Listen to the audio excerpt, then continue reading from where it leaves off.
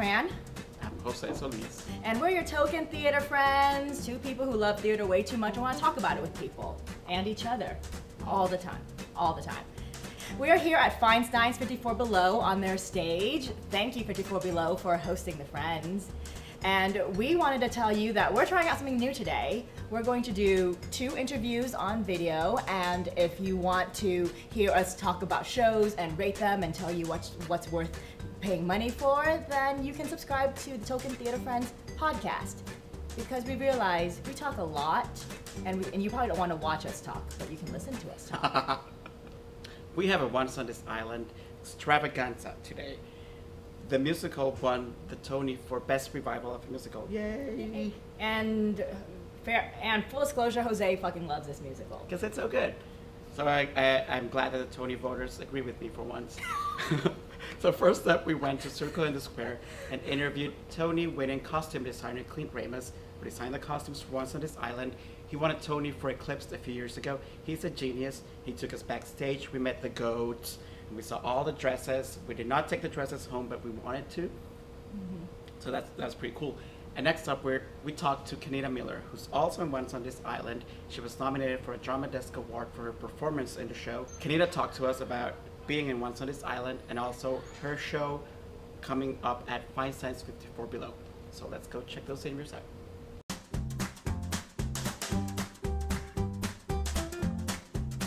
There are many things that excite me about designing for a show. I think the bigger thing is that, I think we really, it's a very thoughtful revival. Michael Arden really had this vision on how to re-envision this musical that is problematic, that is complex, that is it deals with so many issues of oppression, and that excited me about trying to find a way in and really examine what it is to revive something, to revive a musical, to bring it back to life. We are the only show that opened this season on Broadway that has a cast composed of an entire cast composed of actors of color, and that excited me.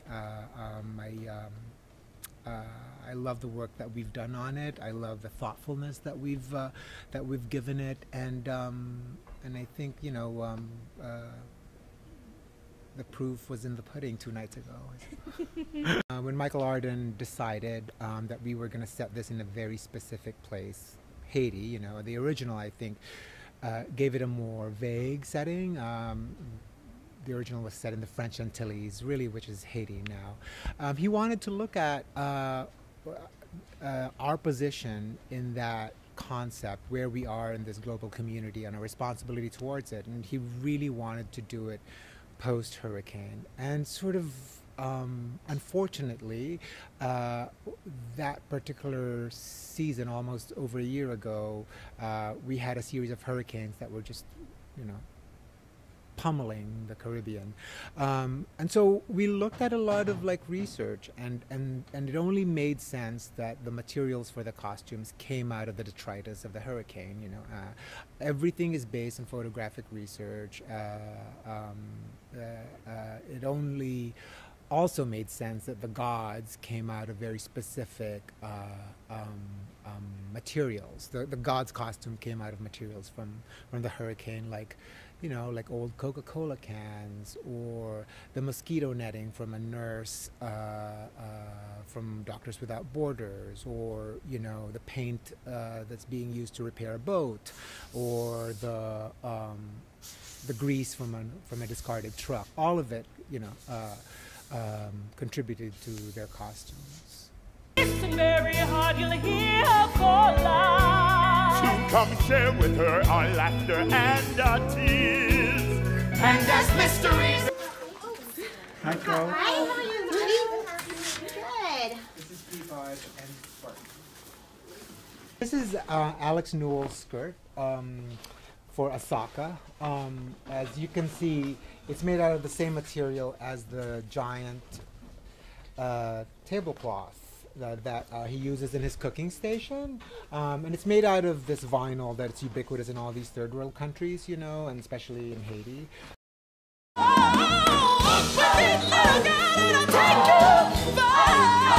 you far. Just spend little friend, that'll be fun. The idea was to begin him with a small piece of the tablecloth, and then as soon as he transforms into the goddess, it becomes this big ball skirt. You know, it's a complete circle. Okay, so this is the spine for Papa Gay, the demon god of hell, of death, actually. And it's a fully articulated piece, so when the actress moves her back, it kind of moves with it. It's a take on a reptilian spine, sort of prehistoric. And it's made out of Coca-Cola cans, as you can see. In the beginning, we see the actor playing Papa Gay collect all of these Coca-Cola cans, sort of aimlessly walking around the stage. And we don't know why, and we find out why when we see this on her back. Right. This is Ti Moune's first peasant dress. It's a simple red dress based on the hibiscus flower, and it just gets reinterpreted as the musical goes on. This is her ball dress, which is essentially the same idea. It's based on that hibiscus flower. And then this is her goddess dress in the very, very end. What you don't see is the big train that she has, and it's made out of these hibiscus silk flowers, as the petals are like falling from the air. The drapery, the final red dress actually takes about, I would say 25 yards of silk that covers the whole aisle, and she comes down and climbs up this tree, this pole, to become the tree that she is. Yeah, so that's a big deal. This ball dress has many tricks. It needs to be beautiful in the beginning, and then she becomes bedraggled in the end as she's dying. Well, the show, I think, is about love, and about how it is to love something so completely and wholly in spite of its complications, and how the human spirit can be truly selfless about this love. It is also about overcoming adversity through storytelling. You know, I think we begin the musical with a bunch of storytellers telling us about this particular complicated fable, and we come out of it hopefully changed. You are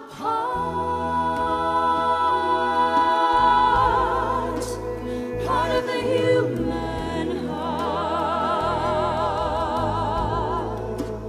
You are part of all who took the journey and managed to endure. The ones who knew such tenderness, the ones who felt so sure, the ones who came before you. Thank you for joining us. Hello, So thank you for excited. having me. You know, this is exciting. This show is exciting to me. So this family is exciting to me. So it's an honor to be here. Well, congrats to all of you for winning the Tony Award. Oh God, I'm still pinching myself. What was that first show after the Tonys like for you and for the audience also? Oh God, I'm gonna get fired. It was a very hungover show. It was a lot of celebrating, you know, a lot of celebrating. And we were all actually, like, we had all gotten ushered back onto a bus right after the Tony performance. So it was like a bunch of people got their phones out, and we were live streaming the rest of the show.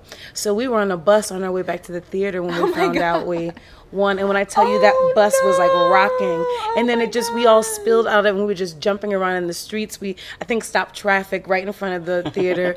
So it was a very like 1980s dance movie moment for me. We're really blessed because the show kind of does its own thing. If you would just jump into it and go for the ride, you know, it's kind of like that's doing the show. You know, I think this one for me is very spoiling because once you set your feet in the sand, it feels like you're just automatically there. So all you have to do is say the words and be present, or as present as possible. And yeah, it's a magical show. It'll, I think, forever be one of my favorites. Well, you've done it like 6 times now in different productions. Yeah, and if there's any production after this, I'm gonna play Tauntaun next. That's what I say. Yeah, no, I started off playing Ti Moune a bunch of times when I was younger. You can't tell. Oh, God. You can't tell. Yeah, I got all right my now. gray hairs tucked Yeah. up under this, under this wrap. You play her right now. It's fine. Oh goodness, no, that'd be a very jaded Ti Moune. But I would have to say, like, I love Mama. I love her. I want to be a mama, you know. Who knows how high those mountains climb? Who knows how deep those rivers flow? Who knows how wrong a dream can go? Ti Moune.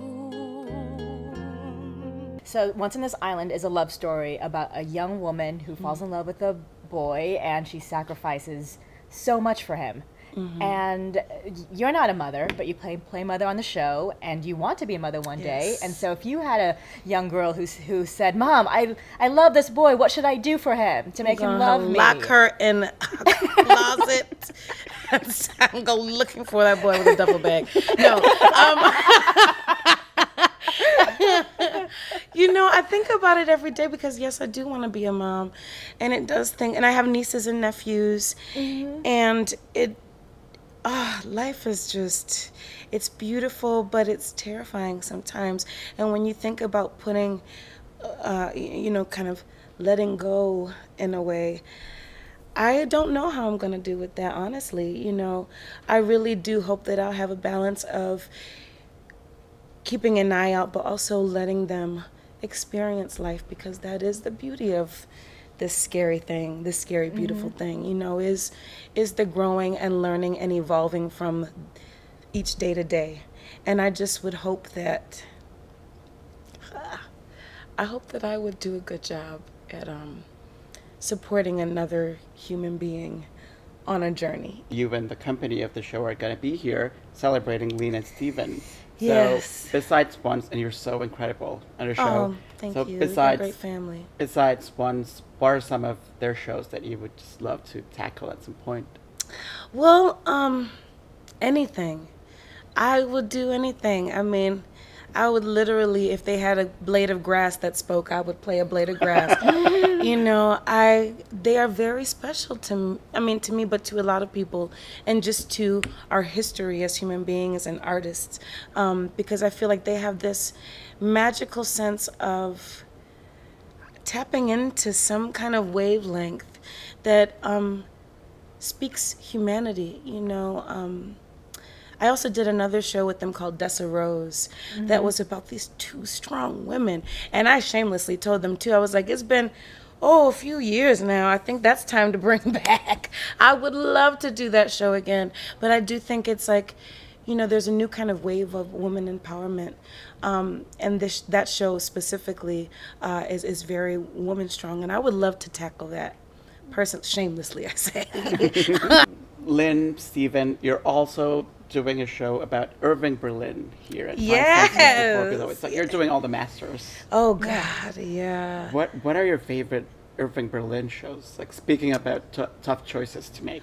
Well, I don't know if I have a show, but a song that is kind of rocking my world right now is called Harlem on My Mind, you know, and I'm actually going to be singing it in the show. When they said Irving Berlin, I was like, I don't know if I have to run over here butt naked, you know, because I have like 2 minutes. We'll be doing a show that night, and I'll be running down the street trying to get here. But the first song that came to mind was Harlem on My Mind. I think Ethel Waters might have sang it at some point, but it reminds me of all of like Harlem Renaissance and like just that kind of decadence and that kind of guttural like Harlem, you know. So I don't know, there's some way that he structured these chords that just kind of taps me into that time, you know. I feel like brownstones and like Harlem and Duke Ellington. So anything Irving Berlin kind of like just taps into my blood. I don't know what it is, but I love it. I love Irving Berlin. When was the first time you saw yourself on stage? Oh, my first Broadway show. Yeah, my first Broadway show here in the city was actually Ragtime. Oh. Yeah, it was actually Lynn and Steven, which, oh God, it's going to date me. But yeah, it was on Broadway. And it was actually special because my sister in the show, I call her my sister. She's like my spirit sister, Darlicia Searcy, who is about to transition into playing Erzuli. But she's one of our storytellers. She was the Sarah that I saw in my first Broadway show, yeah. And she actually played my sister in The Color Purple. I played Celia, she played Nettie. So it's kind of beautifully strange how it all fits together. But that was my first show, and the first time I felt so close to like my dream, you know, actually like being in a Broadway theater. Because I'd seen stuff that toured through Rochester, that's where I'm from, upstate New York. But that was my first kind of like awe, you know, moment. And then also seeing Heather Headley and Aida. I remember sitting in the front row and my mom was sitting right behind me. And the moment where they get closed up in that box or whatever, I was sobbing on and off all through the show, but really sobbing, like, because I was so moved, and I was like, it's so powerful what we can do as artists. You know, it isn't just jumping around, you know, like you do make other strangers, like other human beings, tap into their emotions, and that's powerful, you know. It sets us aside from this table, like we can feel, you know, and I just kept thinking, oh my God, I want to do that so bad. I want to be able to make people feel things. And then I remember my mom whispering in my ear, you're going to do it, baby. That's going to be you. And then I just started sobbing harder. And then I must have been ugly sobbing too, because Heather Headley looked down and she goes, oh, it's okay. And she got like the other cast members' attention. I remember it, like it'll forever be imprinted in my mind, because it just made that experience so special for me. Like she zoned in, and she's a goddess to me. Like she's just a goddess, you know. And so yeah, that made like a special imprint in my heart. I will never forget those 2 Broadway shows. Ti Moune, what you are, we made you. What we gave you took. Now you run without one backward look. So Jose, which dress would you take home from What's on This Island? The one with the really, really, really long tail. Where would you wear it to? Everywhere. To do my laundry, to the grocery store. On the subway, you know, you'll see him coming down the platform. I think it would be really, really cool. Which one would you take home? I want the Coke headdress necklace thing. I'm very much into accessories. Well, and if you want to hear more of us, subscribe to the Token Theater Friends podcast, or just hang with us on YouTube. We put out videos every 2 weeks. Subscribe on YouTube or on iTunes. Rate and review us. Leave comments, questions, suggestions. And as always, theater's more fun when you take your friends.